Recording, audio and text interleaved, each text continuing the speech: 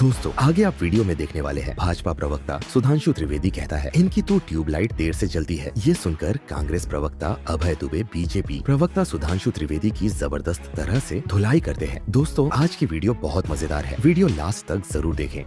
Picture चालू करो बे। बाबा भीमराव अंबेडकर के अपमान का आरोप लगा रहे हैं। वो कह रहे हैं कि हम इस्तीफा मांग रहे हैं। वो कह रहे हैं हमारे सांसद घायल हो गए। ये पूरा घायल और ये इंजरी वर्सेस इंजरी का जो कांड है ये सिर्फ लोगों को गुमराह करने के लिए। जवाब दीजिए माइक। संसद, अपमान और इस्तीफा, इन चार शब्दों को मैं समराइज करता हूं। वो दिन था 10 अक्टूबर 1951 जिस दिन बाबा साहब अंबेडकर लॉ मिनिस्टर के रूप में इस्तीफा देना चाहते थे सदन के पटल के ऊपर, मगर उन्हें सभापति ने कहा कि आप अपना स्टेटमेंट नहीं पढ़ सकते, आपको लिखित में देना होगा। तो दो सांसद, एक मिस्टर कामत और एक मिस्टर कुंजरू ने कहा कि क्या अंबेडकर जी को बयान नहीं देने दिया जाएगा। तो सभापति ने कहा हाँ, हमें देखना पड़ेगा कि उनके बयान में कोई सरकार को बदनाम करने वाली चीज तो नहीं है, इसलिए पहले वो लिखित में दे दें, 6 बजे के बाद विचार किया जाएगा। तो बाबा साहब ने कहा मैं ऐसी तानाशाही के आगे नहीं झुकूंगा और वो सदन से बाहर चले गए और बाद में उन्होंने अपना प्रेस रिलीज किया और ये लिखा हुआ है बाबा साहब की सबसे ऑथेंटिक ऑटोबायोग्राफी जो पद्म भूषण धनंजय कीर, जिन्हें पद्म भूषण इंदिरा जी की सरकार ने दिया था, उन्होंने अपनी किताब में ये पूरा विवरण लिखा है। बस साफ हो गया किसने सम्मान किया किसने अपमान किया। और मैं दूसरा कहना चाहता हूं 24 में क्या हमारी मैं बता रहा हूं, हमारी तो छोड़िए, इन्होंने बाबा साहब को संसद में न जाने देने के लिए जमीन आसमान एक कर दिए थे। 52 के चुनाव में बाबा साहब 14,000 वोट से हारे और 74,000 वोट इनवैलिड हुए और उसके बाद उन्होंने जाके इलेक्शन पिटीशन दायर की 24 अप्रैल 52 को। वो देश के इतिहास की पहली चुनावी धांधली थी और नेहरू जी वहां प्रचार करने गए। मैं पूछना चाहता हूं 52 में तो इतने कम साधन थे, 543 तो मुझे लगता है 40-50 सीटों से ज्यादा पे नहीं जा पाए होंगे चुनाव प्रचार करने के लिए। तो किनके अगेंस्ट में गए? जो बाबा साहब के खिलाफ हमेशा से खड़े रहे और उसके बाद भी खड़े रहे। वो जब आकर आज बहुरूपिया रूप धारण करके आते हैं और फिर वो 12 सेकेंड की क्लिप देखिए, ये सारे लोग वहां उपस्थित थे जब अंदर हो रहा था भाषण। किसी ने आपत्ति की? मैं तो वहां था। इस कॉन्टेक्स्ट में किसी ने कोई आपत्ति नहीं की, न किसी ने कोई ऑब्जेक्शन किया, न किसी ने कोई नारेबाजी की, न किसी ने बहिर्गमन किया। फिर बाहर निकलने के बाद ये रात में क्या हुआ भाई? ये क्या सोरेस सीक्रेट सर्विस से कोई सिग्नल आया कि 12 घंटे के बाद 12 सेकंड का वीडियो निकाला और उसके बाद उसको सर्कुलेट करना शुरू किया? तो इनके लिए एक लाइन कहना, सीक्रेट सर्विस भाई ये तो शक लगता है ना। या तो ये माने कि उनकी बुद्धि की ट्यूबलाइट इतनी देर में जली कि वो 2.5-3 घंटे समझ ही नहीं पाए 1.5 घंटे के भाषण में कि क्या हुआ। इसलिए एक लाइन में कहना चाहूंगा कांग्रेस के लिए, आज जो वो बाबा साहब के लिए करना चाह रहे हैं, सच जरा सा घटे या बढ़े तो सच सच न रहे, मगर झूठ की तो कोई इंतहा नहीं और लाख चेहरे बदल के आ जाते हैं ये, पर आईना कमबख्त झूठ बोलता ही नहीं। कुछ भी शुद्धि ने कहा कि इस्तीफा दे दिया अंबेडकर साहब ने, तो बताइए ना देश को 1951 में किस बात को लेकर इस्तीफा दिया? हिंदू कोड बिल, क्योंकि मुखरता से भारतीय जनता पार्टी के बुनियाद के पत्थर श्यामा प्रसाद मुखर्जी हिंदू कोड बिल पर दृढ़ता से अड़े रहना चाहते थे। वो कहते थे कि कॉमन सिविल कोड पर बात कीजिए अगर हमारे हिंदू विधानों में परिवर्तन करना चाहते हैं। उससे आहत होकर बाबा साहब अंबेडकर ने इस्तीफा दिया। बाबा साहब अंबेडकर कहते हैं 25 नवंबर, अभी संविधान की बहस चल रही, बहुत ही महत्वपूर्ण बहस चल रही, 75 वर्ष हो रहे हैं। 25 नवंबर को, जिस दिन हमने 26 नवंबर 1949 को संविधान को अंगीकार किया, बाबा साहब अंबेडकर कहते हैं मैं तो सिर्फ अनुसूचित जातियों के हितों की रक्षा के लिए इस सदन में आना चाहता था। मुझे नहीं पता था कि प्रारूप समिति में लिया जाएगा और प्रारूप समिति का अध्यक्ष बना दिया जाएगा। ये पंडित नेहरू की ओर इंगित करते हुए वो कहते हैं। पंडित नेहरू ने बाबा साहब अंबेडकर को भारत के संविधान के निर्माण का दायित्व दिया और इस भारत के संविधान की रक्षा करने के लिए कानून मंत्री उनको बनाया। मैं पूछना चाहता हूं सर, अब आपको भी मुझे 24 में लाना पड़ेगा। एक तो ये प्रवक्ताओं को 24 में लाना सबसे बड़ी चुनौती हो गई आजकल।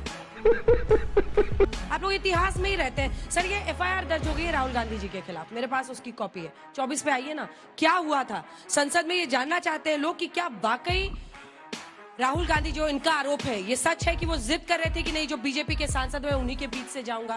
क्या चोट वजह से लगी? क्योंकि ये पूरी FIR जो है उसमें यही लिखा गया है कि जानबूझकर उन्होंने physical, voluntarily causing physical injury लिखा है। अंजना जी, द्वार को पर घेर कर अगर भारतीय जनता पार्टी के सांसद बैठ जाएंगे तो जाएंगे कहां से? बताइए ना। हम सदन में जाना चाहते थे, हम ये आवाज मुखरता से उठाना चाहते थे कि जो अडानी अडानी अडानी अडानी अडानी करते हैं उन्हें अंबेडकर अंबेडकर अंबेडकर अंबेडकर जी से क्या तकलीफ है।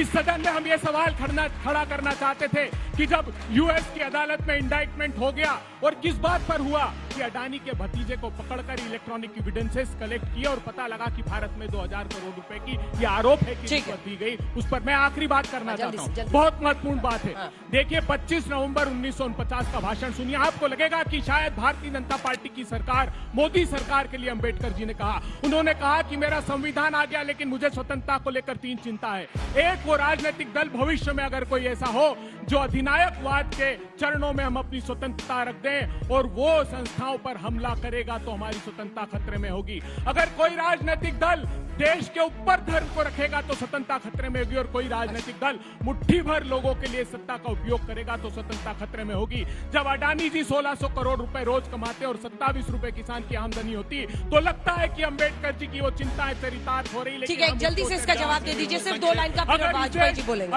अगर भारतीय जनता पार्टी के लोग सांप्रदायिक उन्माद की आग में देश को झोंक देना चाहते हैं तब लगता है कि दूसरी चिंता भी अंबेडकर जी की चरितार्थ भारतीय जनता पार्टी आपने देश से ऊपर धर्म को इतिहास कर और दिया है, वर्तमान उन्माद दोनों का फैला है। बताता हूँ। गजब का भाषण देते हैं साहब। ठीक है, समझिए। दिसंबर 1950 में जनसंघ तक नहीं बना था, कहीं भारतीय जनता पार्टी के खिलाफ बोल रहे थे। और मैं कहना चाहता हूं महोदय, डॉक्टर अंबेडकर ने इस्तीफा दिया 10 अक्टूबर 51। श्यामा प्रसाद मुखर्जी जी नेहरू सरकार छोड़ चुके थे अप्रैल 51। आगे कुछ बोलने अरे लगते हैं हिंदू कि कोड उनकी वजह से कर रहे थे। हिंदू और कोड फिर बिल का विरोध किया अपने टर्न पे। और 1949 की बात करते हैं, संघ पे तो 48-49 पे प्रतिबंध लगा हुआ था। मतलब डेट का भी नहीं ध्यान रखते कि कुछ भी आगे बोलना शुरू करेंगे। जो बाबा साहब ने बोला वो सही तो बोला था। वो दौर आया इस देश में जब एक अधिनायकवादी सत्ता ने इस तरह कब्जा कर लिया इस देश पर कि नारा लगाया गया India is Indira and Indira is India. तो लगता मुझे आप अपनी बात कर रहे थे। और आखिर में आज की बात पे आता हूं। इन्होंने कहा जो अडानी अडानी अडानी कह रहे थे उनको अंबेडकर जी का नाम लेना पड़ा। ये किसके लिए बोला जा रहा था? इस सदन में अडानी अडानी कौन कर रहा था? ये कर रहे थे और इनके एक सहयोगी दल ने साथ नहीं दिया। मैं चुनौती देता हूं, कार्य स्थगन का एक प्रस्ताव दिखाइए जो किसी दूसरे दल ने दिया हो। अडानी के मुद्दे पे नहीं दिया। आखिर में अंबेडकर जी का नाम आप जपने लगे भाई। अरविंद जी, सुधांशु जी, जो बाबा साहब चुनकर भी आए संविधान सभा में, हमारे जयकर साहब को इस्तीफा दिलाया बॉम्बे की कॉन्स्टिट्यूएंट असेंबली से, क्योंकि वो बंगाल की कॉन्स्टिट्यूएंट असेंबली से जीत कर आए थे जो पाकिस्तान का हिस्सा हो गई। तो उनकी संविधान सभा में आने से लेकर कानून मंत्री बनाने तक कांग्रेस पार्टी का, और वो लिख रहे हैं, वो प्रशंसा कर रहे हैं कि संविधान नहीं आ सकता अगर कांग्रेस पार्टी का डिसिप्लिन और कांग्रेस पार्टी का अध्ययन संविधान के प्रत्येक अनुच्छेद पर नहीं होता। ये उनके कथन है जो उन्होंने सदन में कहा। और भारतीय जनता वो पार्टी कह रहे हैं लेकिन बीजेपी जब बनी ही नहीं थी तो बाबा साहब बीजेपी की कल्पना करके थोड़ा ना भाषण दे रहे थे। समझ रहे हो?